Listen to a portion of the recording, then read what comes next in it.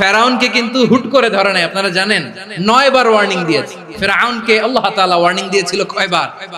রব্বুল আলামিন বলেন ওয়ালাকাদ আতাইনা মূসা 9 আয়াতিন বাইয়িনাত, 9টা মুআজিজা দেখিয়েছি।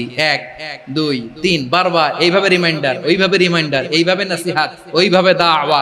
ফাকুলা লাহু কাওলান লাইয়িনা, নরম করে বলো, সফট করে বলো, যত ওয়ে হতে পারে দাওয়া মেথডোলজি। মুসা আলাইহিস সালামের সব অ্যাপ্লাই শেষ, 10ম বারে যে আল্লাহ ধরছে। 10ম বারে যে ধরেছে। এজন্য আল্লাহ বলেন আমি সীমা লঙ্ঘনকে পছন্দ করি না। কোরআনের অন্য আয়াতে বাগীকে বলা হয়েছে আল ইতিদা, সীমা লঙ্ঘন যারা করে তাদেরকে আল্লাহ বলেছেন মুতাদিন।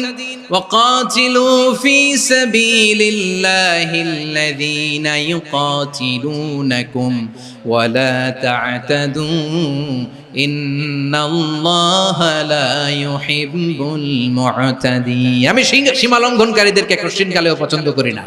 আমরা যেন সীমা লঙ্ঘন না করি, রাজি আছেন তো?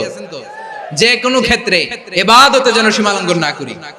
অনেকে আমরা ইবাদতে সীমা লঙ্ঘন করে ফেলি। বিশ্বনবী সাল্লাল্লাহু আলাইহি ওয়াসাল্লাম যেটা শিখিয়েছেন এর বাইরে যে অতিরিক্ত বুজুর্গ হতে চায়, এরকম আছে না নাই?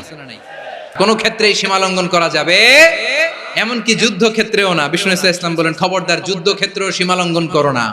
কি